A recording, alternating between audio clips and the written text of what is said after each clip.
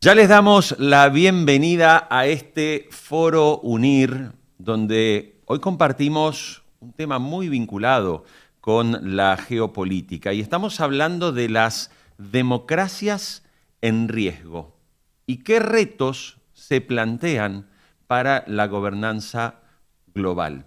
Como siempre, este ciclo cuenta con el lujo de tener como el co-conductor a José Cepeda, el europarlamentario. Bienvenido, José, qué bueno nuevamente verte por aquí. Un placer estar contigo y con todos los alumnos, claro que sí. Bueno, hoy tenemos un tema que atrae mucho. Estamos en un momento, José, donde podemos ver a través de la prensa, en la información, todos los países empieza a hablar de estos riesgos que están afectando la democracia que tanto tiempo demandó construirse. Y cuando hablamos, por ejemplo, de América Latina, ¿no? Después de largos periodos de dictaduras, unas democracias que venían evolucionando muy bien, pero hoy incluso el Eurobarómetro, por ejemplo, perdón, el Latinobarómetro, habla de datos donde prácticamente hay países donde hay porcentajes de más del 50% de la población donde dice, es que la verdad no me importa la democracia. O sea, si viene un gobierno autoritario y hace que viva mejor, me da igual. Y esto, que suele ser muy aprovechado por líderes políticos que llegan muchas veces con unas promesas de grandes cambios, con ese llamado, ese populismo, esa demagogia que tanto caracteriza, ¿no? No, llevas toda la razón. Yo creo que según vamos viendo cómo las sociedades se van digitalizando, cada vez la forma de construir la opinión pública se va haciendo mucho más superflua, ligera. Hay poco espacio realmente para el análisis y la reflexión de los problemas, que tan importante es el poder analizar, por ejemplo, desde el mundo de la política, ¿no? Entonces, cuando vemos que los ciudadanos van construyendo su opinión pública, se van formando una opinión con respecto a titulares de prensa, o en este caso tweets, ¿no? Claro. O algo tan simple como 180 caracteres, pues es verdad que es un caldo de cultivo perfecto para la simplificación de los mensajes. Ahí los movimientos populistas vayan ejerciendo su labor, se van introduciendo en los sistemas democráticos y, sin lugar a dudas, se genera una polarización incluso en el propio tratamiento del debate político, del debate público, que, insisto, lejos de la reflexión sobre el análisis real de los problemas, provoca una fragilidad de los sistemas democráticos de una forma bastante importante. No, por no hablar de las injerencias extranjeras que a través de las redes sociales también se pueden dar, ¿no? Como analizaremos posiblemente en los próximos minutos.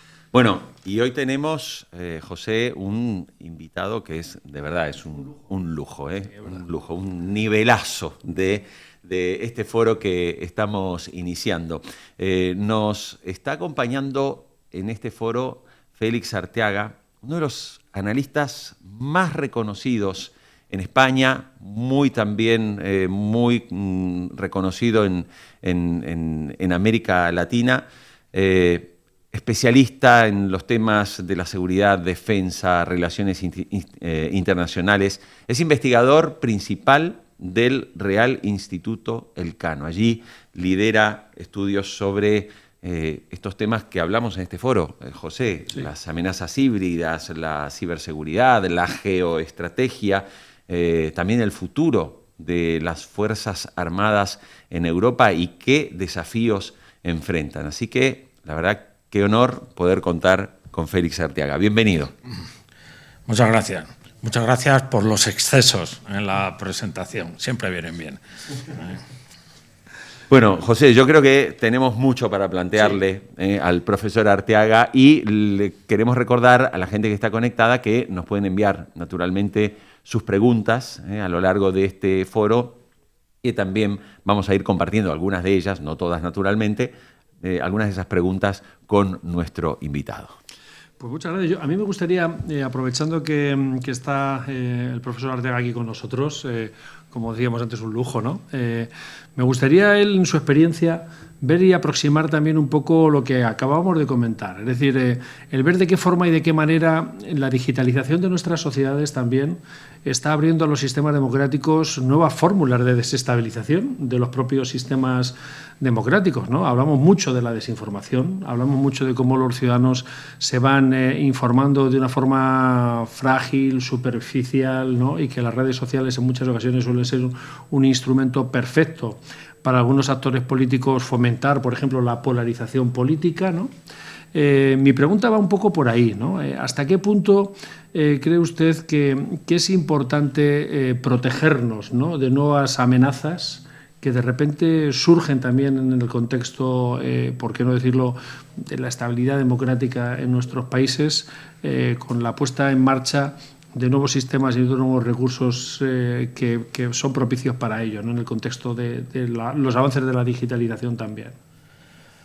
Pues para las sociedades tradicionales, ¿no?, las que antes llamábamos avanzadas, democráticas, la sorpresa es que la sociedad, sus ciudadanos, se han ido distanciando del mainstream común, y no solo se han ido distanciando de algo que se daba por hecho, que todos querían ser demócratas, que todos buscaban el interés general, sino que han encontrado en la digitalización elementos que refuerzan esa tendencia. Encuentran comunidades que les ven lógico que se desvíen de la democracia o que apoyen partidos o ideologías que antes la masa social iba en contra del sentido común. Bueno, esto es una de las cosas que se dan cuenta las sociedades, y entonces lo que estamos trabajando es por recuperar la resiliencia, que quiere decir, esto ya está pasando, tenemos este problema, no es algo que vaya a pasar, sino que está ahora y hay que prepararnos por si esto va más o para reducir el impacto futuro. Pero la resiliencia es frente a esto que ya palpamos, ya es algo tangible. Mi pregunta también, aprovechando lo que está comentando, ¿no le parece curioso también que puedan desarrollarse grupos de actores? Bueno, ya sabes que en el término de la ciberdefensa y la ciberseguridad los llamamos los grupos APT, ¿no? ¿Hay actores externos que puedan tener la tentación también de utilizar el ecosistema digital para, por ejemplo, intentar influir o influenciar en momentos críticos, por ejemplo, procesos electorales? Pues esta es otra novedad, ¿no?, que hemos descubierto en la seguridad hasta ahora, y es que siempre habíamos estado preocupados de qué hacían los gobiernos, cómo se amenazaban, qué instrumentos, qué herramientas desarrollaban. Lo que estamos viendo en la sociedad digital es que esos instrumentos, esas herramientas, el know-how va pasando de las órbitas gubernamentales a grupos proxies, a grupos más amplios de criminales organizados, y vemos cómo todos estos problemas que un día creaban tensión entre estados, ahora la están creando entre sociedades, entre competidores, entre ideologías, y esa difusión de la desinformación como servicio es algo que tenemos que tener en cuenta. Por eso no es un problema que afecte solo a los gobiernos, es un problema que afecta a las sociedades, a la economía, a los individuos, y esa es otra de las realidades a tener en cuenta. Profesor Arteaga, apenas lo mencionamos, naturalmente la gente enseguida plantea sus preguntas. Y desde Italia nos escribe Daniel Gainza, que hace una reflexión y una pregunta. Él dice que finalmente la amenaza a las democracias es en definitiva un desafío al status quo estructural de nuestros estados.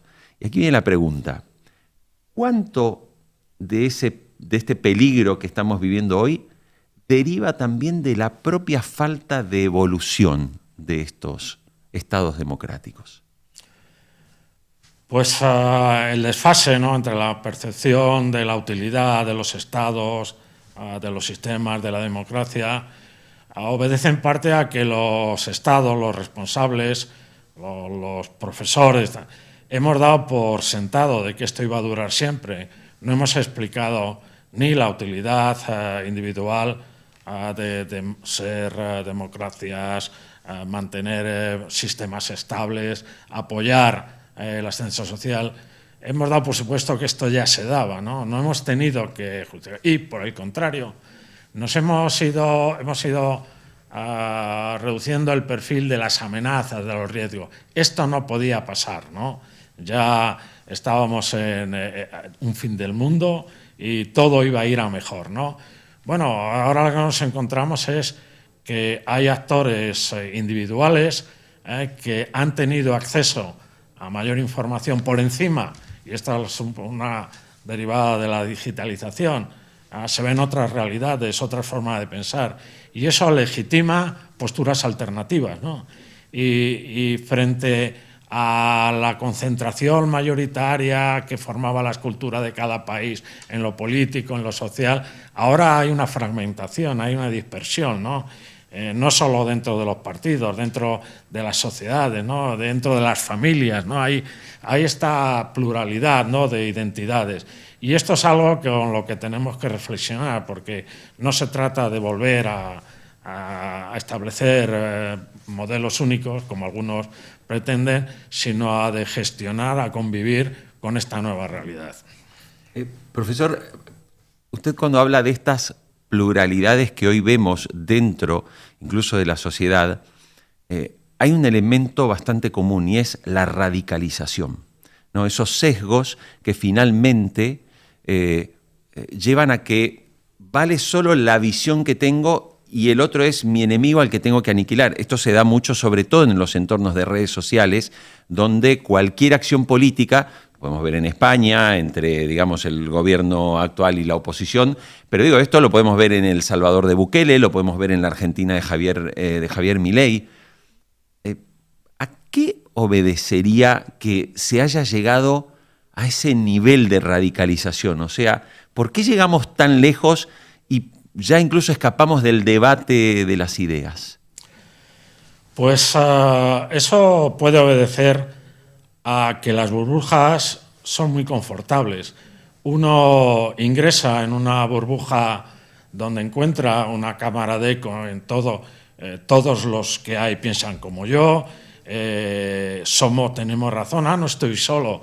Y eso va animando un comportamiento que, debidamente estimulado, conlleva a exigir más, ¿no? Exigirle a otros a distanciarse de las otras burbujas, de lo que piensan los demás. Y entonces ahí es donde el otro comienza a ser considerado como un cemento interno. Lo que nos une es nuestro odio, nuestra oposición al otro, ¿no? Y estando enfrentados con la burbuja de al lado, pues eso justifica, legitima cualquier acción, ¿no? Porque las burbujas adquieren superioridad moral, ¿no? Y eso es algo que a los individuos que no tienen una madurez democrática o personal les conforta mucho no sentirse solos, ¿no? Incluso empieza a ir más allá de la radicalización, ir un paso más en la necesidad de marcar las diferencias siempre, y eso reduce el ámbito de convivencia, de tolerancia, en todos los ámbitos, ¿no? Eso ha afectado. Hay mesas, te sientas a comer y tienes que empezar a saber con quién hablas de qué, por qué creas sensibilidades que antes no existían. A mí me gustaría, dando un paso más, ver desde el punto de vista estructural qué pueden hacer los países y los estados también un poco para protegerse, ¿no? Porque ahora mismo en el Parlamento Europeo, por ejemplo, estamos hablando ya de los sistemas de desinformación como una auténtica amenaza, ¿no? Incluso lo circunscribimos dentro del contexto de las ciberamenazas activas, incluso desde el punto de vista de la defensa, ¿no? Porque no deja de ser una forma de hacer la guerra también, ¿no? Y en ese contexto me gustaría preguntarle ¿qué elementos cree que los estados pueden dar, desde el punto de vista formal, institucional, para protegerse precisamente de este tipo de iniciativas? Porque hablamos del desarrollo también y de la evolución tecnológica. En fin, la inteligencia artificial puede ser hoy también una gran herramienta para hacer campañas masivas de desinformación, ¿no?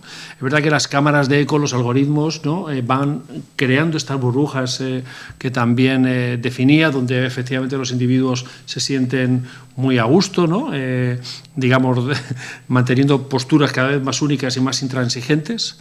Pero ¿cómo podrían los Estados ir dando pasos precisamente para proteger de que las democracias cada vez no estén más desestabilizadas o más en riesgo?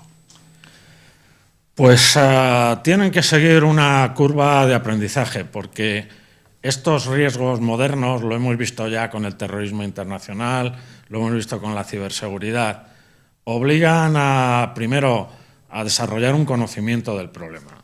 No es lo mismo la capacidad de reacción frente al terrorismo después del 11 de septiembre que 5 o 10 años después, ¿no?, donde se han encontrado instrumentos, se han conocido los patrones de comportamiento, qué había que hacer, qué funcionaba y qué no, y los Estados hoy en día son capaces de hacer frente al terrorismo o a la ciberseguridad. Aquí, en el ámbito de desinformación, pasa lo mismo. De pronto hay que fomentar el conocimiento de lo que ocurre. Y ahí, tanto la Unión Europea, los países, lo que están es creando comunidades de conocimiento con el ámbito universitario, con los centros de computación avanzados o la academia en general, ¿no? Hay que saber, estamos empezando a conocer patrones de comportamiento, ya sabemos que en determinadas situaciones ocurre esto, pero todavía no sabemos, por ejemplo, evaluar el impacto. ¿Qué impacto tienen unas elecciones, un vídeo que se ha hackeado, una información falsa? Todavía no sabemos. Y, por tanto, lo primero que tenemos que desarrollar es ese conocimiento. Luego, tenemos que adoptar medidas provisionales que vayan regulando los peores efectos, los más... Por ejemplo, la Unión Europea ha desarrollado medidas para las elecciones, ¿no? Esto tiene que ser crítico y tal. Esto no cierra todas las posibilidades de desestabilización en procesos electorales, pero coarta ya bastante. Tenemos que desarrollar alfabetización en la sociedad. Esto es fundamental, porque este no es un problema que afecte a los gobiernos, que de ellos ya se ocupan, de lo suyo. Es un problema que va afectando a los individuos, a las universidades, a la sociedad, a las empresas, y tienen que ocuparse de esa desinformación, que esos movimientos, que no solo vienen de estos elementos, digamos, de fuera, sino también desde dentro. Y hay que... Y finalmente, lo que hay que desarrollar son mecanismos de reacción. Hemos desarrollado muchísimo aquí en América Latina la colaboración entre fact-checkers, entre grupos sociales, bueno, esa participación social, ese activismo, ¿no?, para contrarrestar. Porque la sociedad tiene que ir más allá de lo que hace el gobierno y supervisarla. De ahí la necesidad en la Unión Europea y en América Latina, en tantos sitios, de que la sociedad civil acompañe el conocimiento, las respuestas a estos problemas. No vaya a ser que se utilicen precisamente en su contra. A mí hay una pregunta, ahora según te estaba escuchando, sobre la idea de que los ciudadanos realmente tengan también una participación activa, ¿no?, de todo ello. Al final estamos siempre hablando, ¿no?, de que los gobiernos tienen su responsabilidad, los ciudadanos también. Hace falta tener una mayor capacitación también para entender todo lo que sucede, ¿no? A mí siempre me gusta hablar del sentido crítico de todo lo que nos llega, ¿no?, a través de las redes sociales. La duda como método. Hablábamos siempre del concepto aristotélico de, oiga usted, vamos primero a analizar a ver qué es lo que usted me está diciendo, a ver si esto es verdad o es mentira, ¿no? El concepto de saber si es verdad las cosas son ciertas o no. Pero es verdad que luego también está el ámbito de la empresa, la responsabilidad también corporativa, ¿no?, en este caso de las plataformas que tienen que tener a la hora de ayudar a tomar decisiones para borrar todo aquello que sea falso o que sea noticias falsas, que en muchas ocasiones no lo hacen, ¿no? En este sentido hay un compromiso cierto desde el ámbito de la Unión Europea con algunos desarrollos legislativos donde se exige también la DSA, por ejemplo, ¿no? Se exigen esa mayor corresponsabilidad a las empresas, o en el ámbito de la ciberseguridad la NIS 2, ¿no? Donde también se le exige a las empresas que sean corresponsables en materia de ciberseguridad. Me gustaría preguntarte una derivada de todo esto, y es el idioma. Me gustaría un poco hablar del idioma, porque vemos grupos también que se activan de una forma bastante importante para desinformar, ¿no? Y al principio de esta conversación, incluso antes de entrar en plató hablando en los micrófonos, el profesor Arteaga y yo hablábamos precisamente de cómo puede desarrollarse también una parte muy sectorial en torno al español, donde los gobiernos posiblemente deberían también un poco de estar alerta en ese sentido, ¿no? ¿Cree usted que el idioma puede ser también, obviamente, un sistema de activismo, en este caso negativo, que pueda afectar a nuestras democracias en un momento determinado, y tendríamos que colocar también en alerta de qué formas se muestran, se mueven y se desarrollan para que en ese conjunto, esa triada de ciudadanía, gobiernos, empresas, pongamos también un foco nuevo de atención en torno a la cultura en general para saber cómo se pueden desarrollar?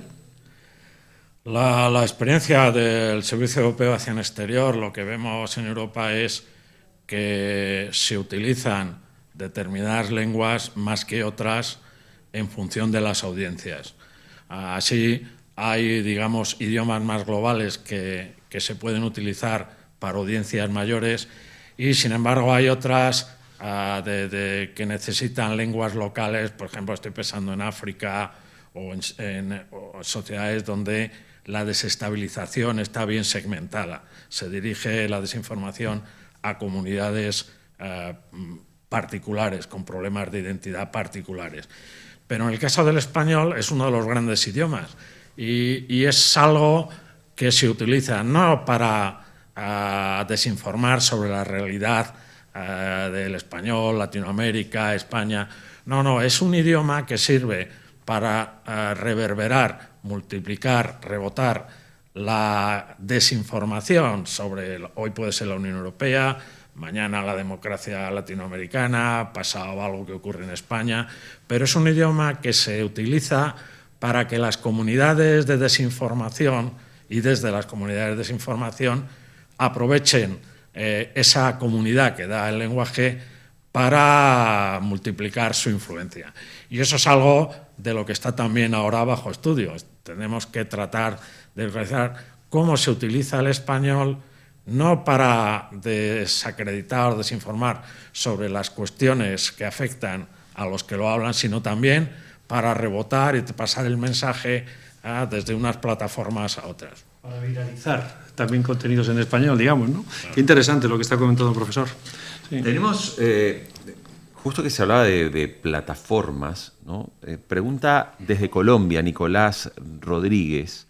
Dice, ¿cómo pueden las democracias asegurar que estas tecnologías justamente no refuercen los sesgos, la desinformación o la manipulación, sino que por el contrario fortalezcan la participación ciudadana informada y la legitimidad institucional?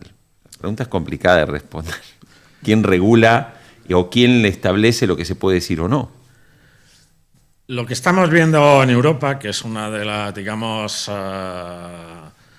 entidades que más tiempo lleva liderando esta bandera, todos vamos detrás, estamos en un proceso que lo único que podemos es domesticar todos estos intermediarios digitales, ¿no? Las plataformas, el comercio electrónico, los buscadores.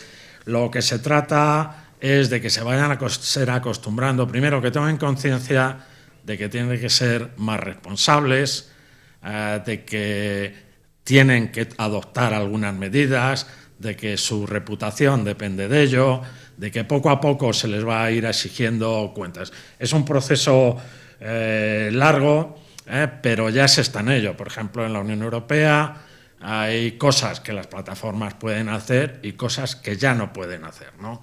Y se les exige progresivamente que se sometan a transparencia algorítmica, a auditorías, ¿no? de algoritmos, tienen que justificar la finalidad, se les sanciona. Hemos visto hace poco más de 500 millones, ¿no?, a dos de estas redes sociales en Europa. Se resisten mucho en cumplir la ley.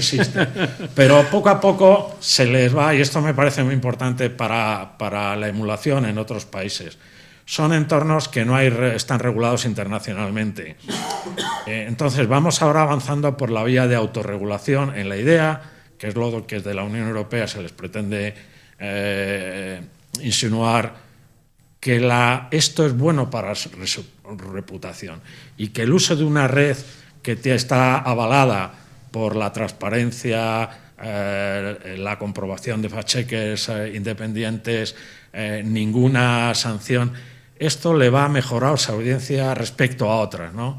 Y esa idea es la que está generando códigos, que es lo que estamos ahora, de autocontención, porque hoy en día regular por decreto, imponer, es muy complicado. Es mejor este proceso. Y en ese sentido, mucho de lo que se hace en la Unión Europea, que luego pasa a los países europeos, ahora está pasando a Latinoamérica, quedamos estando estándares globales, buenas prácticas globales. Y todos los países, cuando legislan, dicen, bueno, yo esto lo podía hacer, puedo pedir, tengo que decirle a mi población que de alguna manera exijo que me rindan cuentas, ¿no?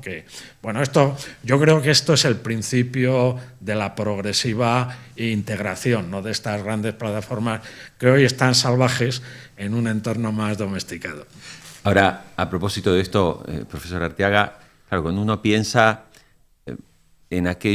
sobre todo en aquellos modelos políticos más autoritarios, este tipo de medidas no serían las que más fueran a apoyar, porque prefieren seguir trabajando con su estrategia de desinformación totalmente sesgada, y hay ya varios regímenes, y esto está bastante comprobado, que se está viendo ya incluso en América Latina, donde precisamente la utilización de las redes sociales difundiendo información falsa va en línea directa con los intereses de los que tienen el poder, con lo cual puede plantearse en algunos lugares esa paradoja de, por un lado, Europa promueve una mayor transparencia, pero también es verdad que hay países, en América Latina, en África, ¿no?, donde la idea de los gobiernos es, no, perdón, yo quiero tener el control porque quiero yo comunicar lo que debe pasar. O sea, esto va a plantear también unos conflictos para legislar en esta dirección.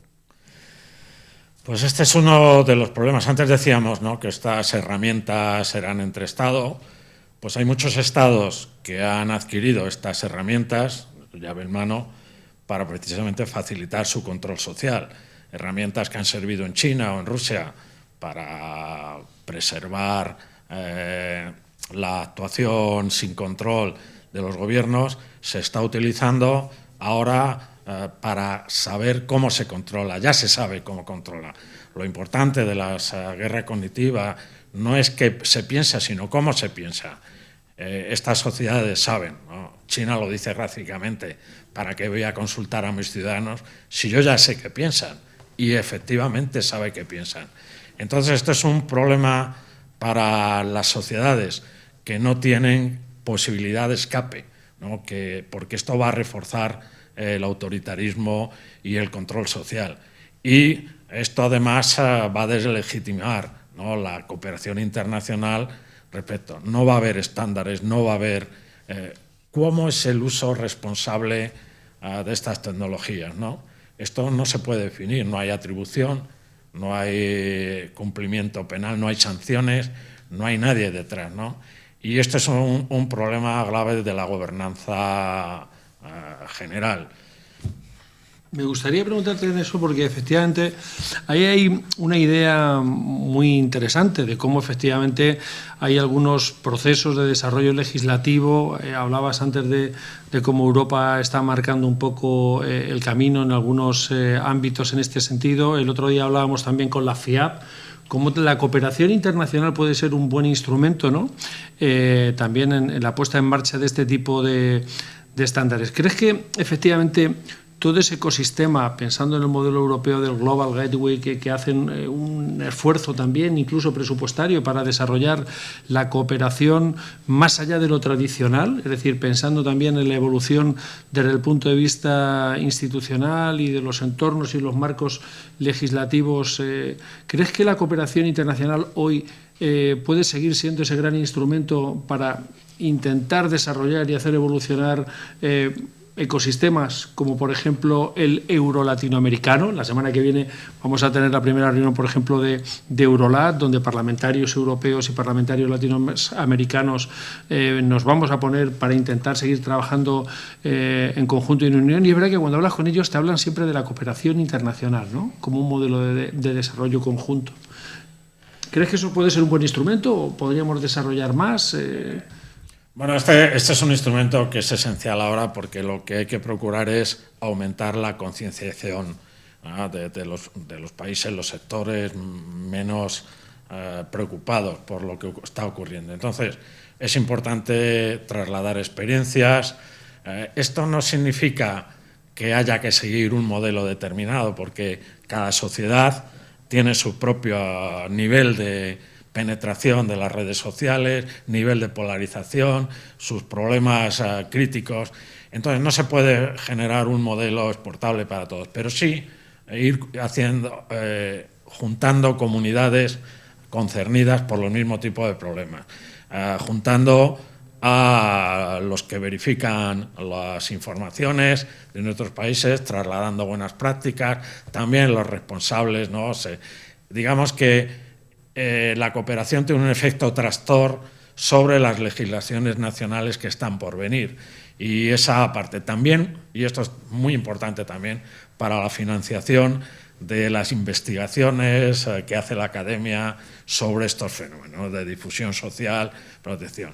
Esa parte de la cooperación internacional es fundamental, pero es una cooperación que está creciendo de abajo arriba, de personas, de sociedades, de equipos que se han sensibilizado con un problema hacia arriba.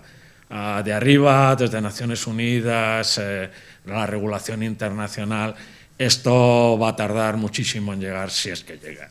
O sea, ¿crees que desde el mundo de la academia también podríamos trabajar todos, ¿no?, investigadores, universidades, también mucho más en ese sentido, ¿no? Claro, en esta tenemos la ventaja en toda Latinoamérica, que tenemos un desarrollo del periodismo en las facultades muy avanzado, periodismo digital, muy sensibilizadas con el cambio de los medios analógicos a los digitales, muy sensibles porque muchos de ellos ya forman parte de las comunidades de verificadores de datos, la información falsa, la nueva incidencia de las inteligencia artificial, ¿no?, en las deepfakes.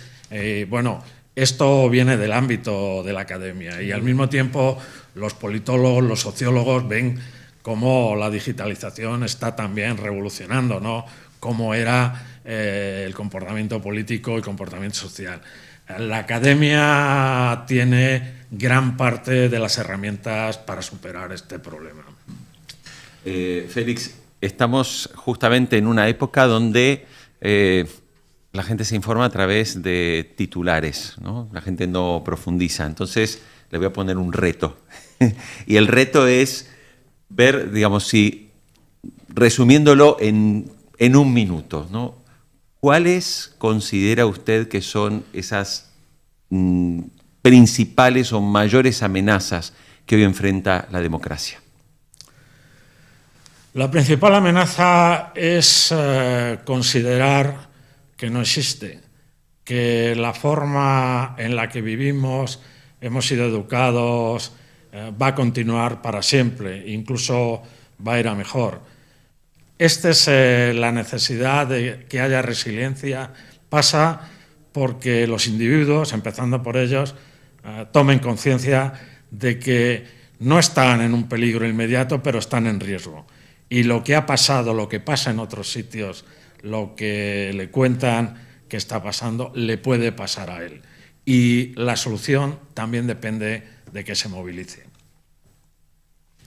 Bueno, José Cepeda, Félix Arteaga, quedan segundos. A mí me gustaría, José, por ahí cerrar este bloque también con una mirada tuya desde ese trabajo que llevas adelante desde el Parlamento Europeo. O sea, recién nos hablaba de la importancia de esa toma de conciencia que debemos tener los propios ciudadanos de que efectivamente hay un riesgo. Con lo cual, si somos conscientes de que hay un riesgo, tenemos por lo menos la posibilidad de tomar alguna decisión o actuar en consecuencia. En tu caso, José, ¿cómo ves? ¿Dónde ves también esos riesgos importantes que afronta la democracia? Pues, en mi punto de vista, lo más importante es que con tanta información que recibimos hoy en día, la gente piensa que tiene ya unos niveles, unos estándares adecuados de conocimiento. Y ese es el reto. No el tener acceso a mucha información significa conocer la verdad, conocer la realidad, conocer realmente lo que nos pasa. Por eso es muy importante también educar a la población en un sentido crítico, y eso es una responsabilidad de todos, desde los gobiernos hasta las propias empresas que desarrollan plataformas para que la gente se pueda comunicar, pero por encima de todo, el plantear la duda como un método de trabajo ante lo que esa realidad que se nos vende o se nos facilita, yo creo que es bueno para que el sentido crítico de lo que vemos nos permita realmente profundizar y analizar esa realidad que con 180 caracteres o menos en muchas ocasiones se nos quiere instalar, ¿no?, en nuestro conocimiento, en nuestra cabeza, ¿no? Bueno, profesor Félix Arteaga, queremos agradecerle que nos haya acompañado estos minutos, sus reflexiones, y de verdad muy valioso. Y para el público que está viéndonos en directo, también decirles que este contenido lo van a tener después disponible, o aquellos que no llegaron a tiempo pues podrán recibirlo por correo electrónico a través de un vídeo que les haremos llegar. Así que muchísimas gracias por acompañarnos. Muchas gracias, Al Unir, por invitarme. Y bueno, José Cepeda, como siempre, es un placer tenerte. Y antes, obviamente, de despedirme de ti, también decirle que, a ver, que te quedes conectado, que te quedes conectada, porque ahora vamos a seguir charlando, vamos a hablar también sobre la seguridad unos minutos más, y sobre todo de algo que salió mucho en esta conversación, ese rol importantísimo que tiene la academia y que tienen también aquellos que deciden formarse, especializarse, para justamente enfrentar no solo las amenazas, sino también contribuir, ¿no?, a garantizar desde el lugar que tienen los académicos, los investigadores, en garantizar la continuidad de este sistema democrático que tanto costó construir. José Cepeda, muchísimas gracias. Muchas gracias, un placer. Nos vemos la próxima. Claro que sí, nos vemos. En un minuto estamos de vuelta, vamos a seguir conversando, como decíamos, que va a estar con nosotros Sonia Alda Mejías, que es la coordinadora del Máster Universitario en Seguridad Internacional de UNIR. Seguiremos hablando con ella, así que no te vayas, quédate, ya estamos de vuelta.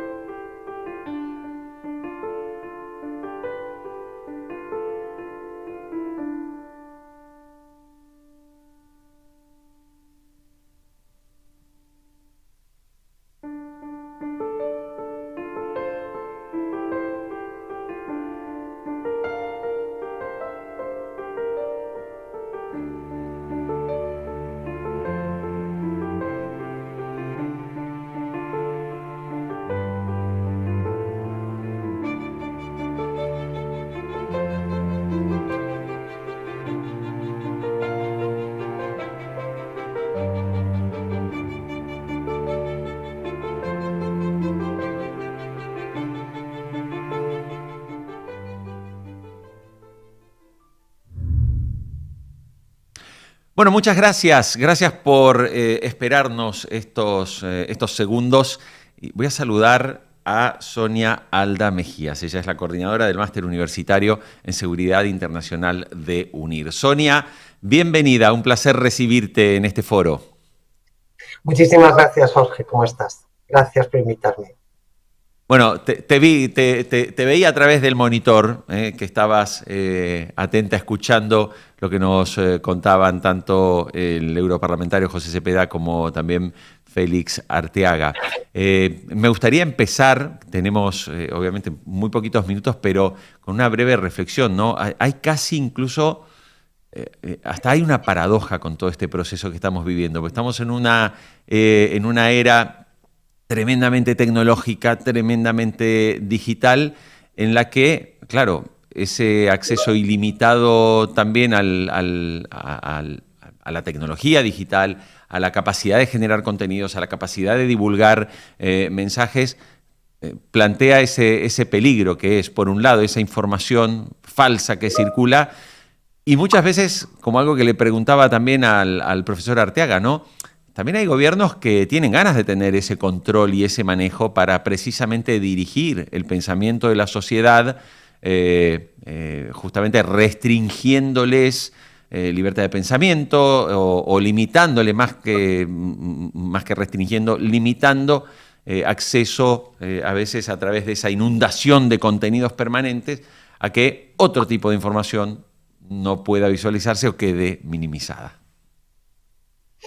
Sí, la verdad es que estamos ante todo un reto, ¿no? Esto me parece que ha quedado muy claro entre los ponentes anteriores.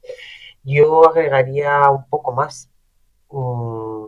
Estamos ante una sociedad que no quiero que quede esto como una obviedad, pero tengo que decirlo, extraordinariamente compleja, al punto que en realidad no entendemos, no tenemos ni conceptos para explicar todo lo que está tratando. En esto la academia, como cualquier otro actor que pueda aportar ideas y contribuir en estas nuevas sociedades, estamos todos en el más absoluto de los desconciertos. Tenemos que empezar hasta a crear, no sé, nuevos conceptos, nuevos marcos teóricos para poder encontrar definiciones a lo que ocurre. Vivimos en un mundo que no tiene nada que ver, como muy bien decía Félix Arteaga, con el que suponíamos, o que de hecho existía, basado en la certidumbre, incluso en formas de división del mundo entre el norte y el sur, donde en el norte estamos eximidos de sufrir determinadas cuestiones y que ahora nos encontramos absolutamente vulnerables, tan vulnerables como el resto del mundo.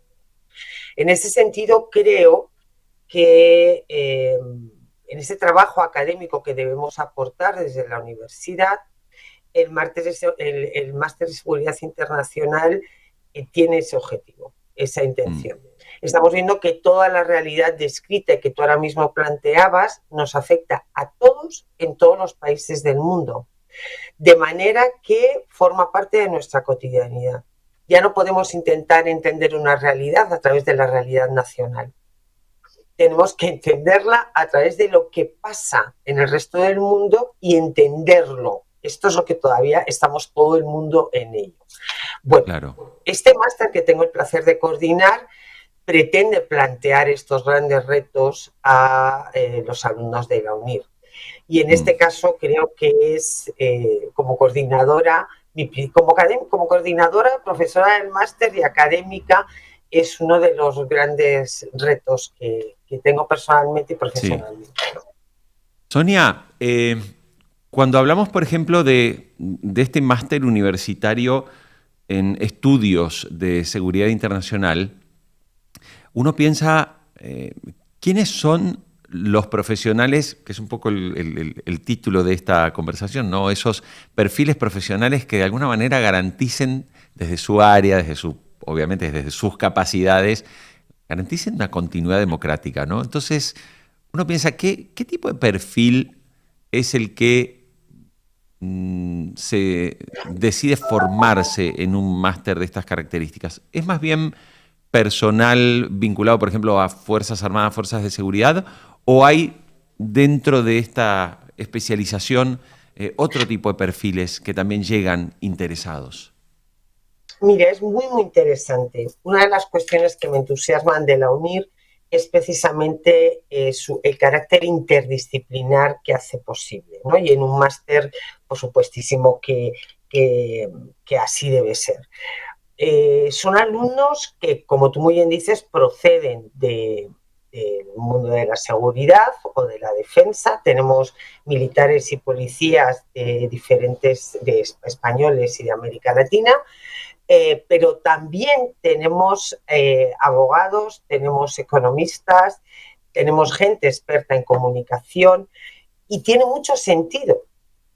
Porque, como decía, en este planeta hoy en día no podemos circunscribirnos para entender nuestras realidades nacionales a los problemas de cada país, sino que debemos de entender el resto del mundo y además lo tenemos que hacer la mayoría de los profesionales. Es decir, un economista, incluso que no pretenda contribuir en el sector privado a la exportación, sino que su actividad está dedicada a las preocupaciones nacionales, tiene que conocer la realidad internacional.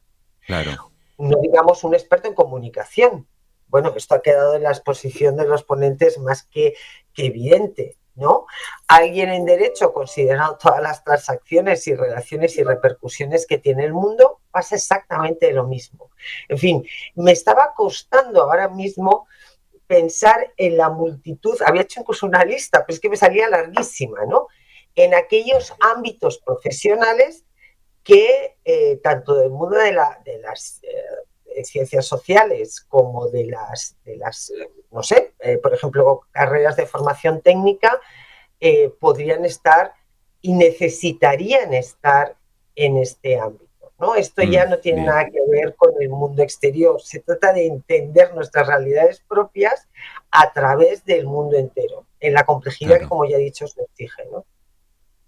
Bueno, antes de que nos pregunte la gente a través del chat, a ver, les estamos compartiendo en este momento un enlace y en ese enlace van a tener toda la información vinculada sobre este máster en estudios de seguridad internacional, para que se entienda, digamos, qué es lo que se ve, cómo se estudia, cómo se cursa, etcétera. Entonces, a través de ese enlace también les quiero contar que si ustedes luego dejan sus datos, un experto de UNIR se va a poner en contacto, ¿sí?, con ustedes para darles más información y más detalles. ¿Por qué? Porque en este foro que estamos haciendo, ¿sí?, para los profesionales, si alguien dice, hoy me interesa, soy abogado o soy periodista, estoy viendo este foro y quiero hacer este máster, bueno, que sepa que por estar en este foro, si toma la decisión de hacer este máster, que es un máster oficial, va a obtener un descuento importante de más del 35% si decide matricularse. Así que este es un dato también relevante que está vinculado a los que están inscritos y participando de este foro.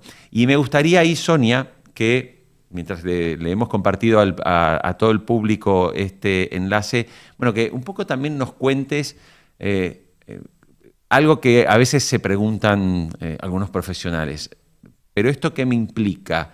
Es mucha teoría, trabajamos de manera muy práctica, trabajamos sobre los problemas de la actualidad global en materia de seguridad, o voy a ver cómo fue la Guerra Fría. Esto me parece importante porque muchas veces la gente, es claro, una cosa es obviamente el conocimiento del pasado, de la historia, de lo que ha ocurrido, pero también cómo analizamos en los contextos presentes.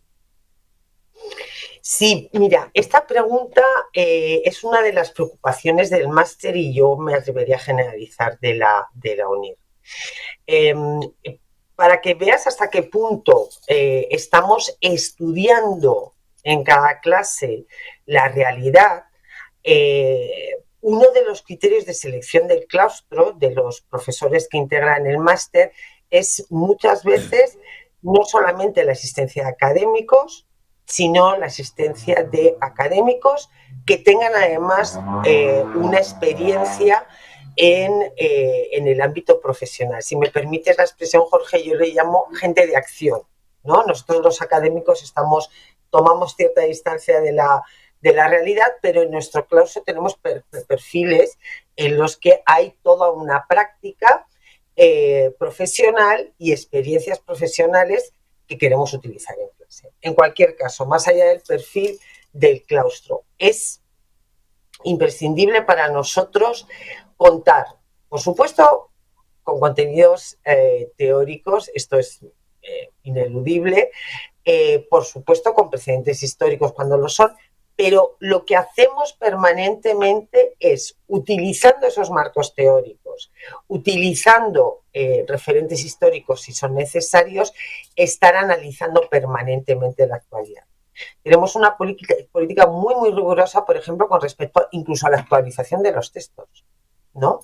Pero además estamos a través de los ejercicios que tienen los alumnos, además de las clases que se imparten con cada uno de los expertos del claustro, que son gente con una trayectoria, como digo, extraordinariamente sólida, vamos analizando la actualidad. Voy a permitirme un comentario, pero una de las cosas trascendentales que siempre digo cuando inauguro el máster, cada uno de los cursos, es poner de deberes a los alumnos que empiecen a leer todo el día en la actualidad, porque vamos a tener que trabajar con ella, ¿no? Claro, a partir de lo claro, que vamos utilizando. claro. Es imprescindible. Y además ahí, Sonia, también, claro, con la importancia que tiene hoy ser muy conscientes de esa tendencia que se ha acentuado en los últimos años, incluso en los medios de información, a profundizar sesgos ideológicos, ¿no? Que son un poco el signo de estos tiempos. O sea, esa idea incluso de que uno lo pensaba, y vamos a poner el ejemplo concreto de España, ¿no? Uno pensaba hace 15 años o 20 años, el diario El País, un periódico con una visión más de centroizquierda, ¿no? Y uno tenía por el otro lado el diario El Mundo, una visión de derecha, más alineado con las ideas del Partido Popular, mientras que hoy pareciera que incluso estas visiones se han ido mucho más, digamos, hacia unos extremos donde hoy también le cuesta a los profesionales, y no solo a los profesionales, sino también a la gente común, el que está leyendo posiciones que en ocasiones, y no digo que sean estos periódicos, pongo dos ejemplos para poner dos ejemplos muy conocidos de España, pero esto lo podemos extrapolar a qué pasa en Colombia con los periódicos tradicionales, qué pasó en Argentina con, no sé, el diario Clarín, el diario La Nación, o en Colombia el periódico El Tiempo, el colombiano. Digo, esto pasa en todos lados. O sea, hay una sensación de que también dentro de ese universo informativo, también parece que se han radicalizado un poco más las posturas en las visiones ideológicas que los propios medios de prensa profesionales. Esto implica también un reto para aquel que hace un máster de estas características, el entender de que igual tengo que poner un prisma de que todo tiene un sesgo. Sí, a ver, esto es interesantísimo. Además, como siempre, Jorge, abordas temas que parece que me lees la mente. Pero te diré algo. Es así, es decir, este máster tiene como objetivo asumir, adoptar como filtro para entender la realidad una perspectiva crítica. Y cuando digo una perspectiva crítica, quiero decir poder entender la realidad, no leerte meramente un titular de prensa o cualquier artículo académico, sino saber realmente cuál es el enfoque, cuál es la intención, qué objetivos ideológicos se están planteando, etc. Es decir, un alumno de máster, y este es el objetivo y así lo logramos con todo el claustro, es precisamente obtener esa perspectiva crítica, leer la realidad bajo códigos y planteamientos mucho más complejos que nos permitan distinguir precisamente e ir más allá de una lectura simple de, puede ser un titular de prensa, puede ser una noticia de radio, una película, en fin, todo aquello que estamos leyendo y al que puedo asegurar que los alumnos cuando acaban el curso coinciden en plantearme que ven el mundo de otra manera. El día que cada vez que me dicen eso, yo me siento con la misión cumplida. Muy bien, Sonia Alda Mejías, quiero agradecerte estos minutos en este foro donde creo que para muchos profesionales que están conectados, reiteramos, volvemos a compartir el enlace a través del chat para que puedan acceder a toda la información. Y te quiero invitar a una cosa que no te la anticipé antes de este foro. Si alguna persona de los que están en este momento conectados de repente tiene y está a punto de decirse, oye, me interesa mucho, habla con un asesor, ¿podría llegar a tener una conversación contigo o con alguien del ámbito académico, por lo menos para terminar de tomar esa decisión, decir, oye, me falta lo último. ¿Podemos decirle que a alguna persona que a lo mejor no termina de definirse pueda tener una conversación? Por favor. Y además, como coordinadora del curso y directora, del máster y directora ejecutiva del mismo, estaré absolutamente encantada, si así lo se solicita, incluso si los asesores de la UNIR lo consideran oportuno, ponerme en contacto con un alumno. Claro que sí. Nada más. Excelente.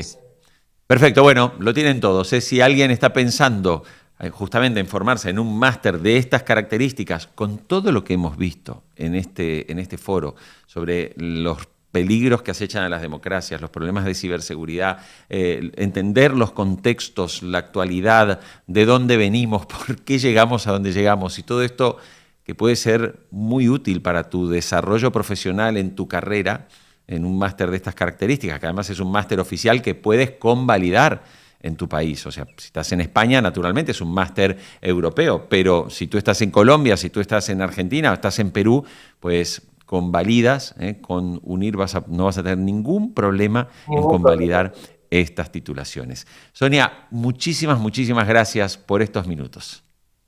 Un placer, ya sabes que me encanta venir a tu programa. Muchas gracias, Jorge.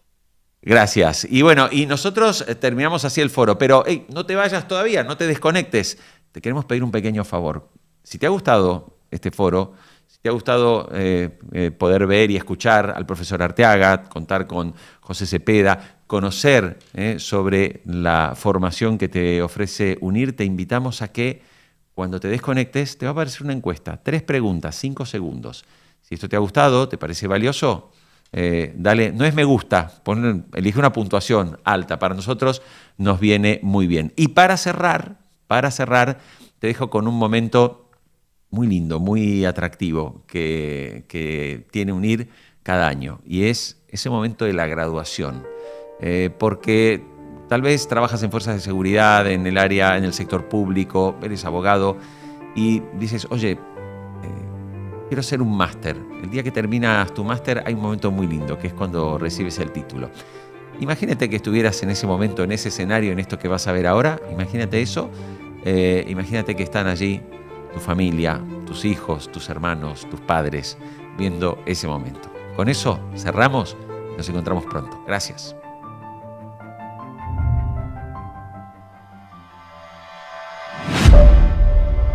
Es mucha dedicación estudiar, pero bueno, la UNIR lo facilita y poder estudiar a distancia pues mejora este momento, ¿no? del tránsito de estudiar para luego ser lo que quieres ser.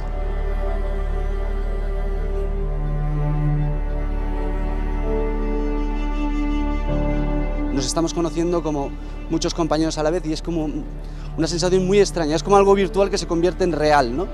Y entonces una felicidad enorme por los estudios, el esfuerzo y luego cómo no, por ese compañerismo que hemos estado haciendo durante 4 años. Un final que esperas con ansia después de todo el esfuerzo, el trabajo, el estudio, que al final tiene una recompensa y que mejor que celebrarlo todos juntos, ¿no? Es un premio a un sacrificio muy fuerte, son 4 años estudiando, he conocido a gente muy maravillosa.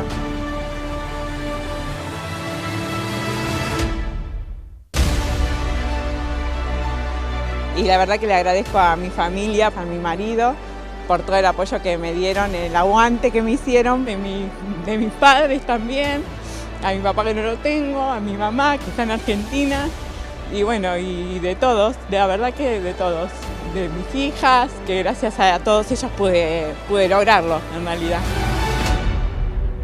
Me acordaba de mi familia, de mi esposa, de mis hijos, que han sacrificado tantas horas de estudio, ¿no? Que quizás no les he podido dar tanto tiempo por estar dándole a la maestría, ¿no? La verdad es que después de 4 años estudiando y haciendo mucho esfuerzo, me siento muy contenta y la verdad muy orgullosa de todo el esfuerzo que hemos estado haciendo este tiempo.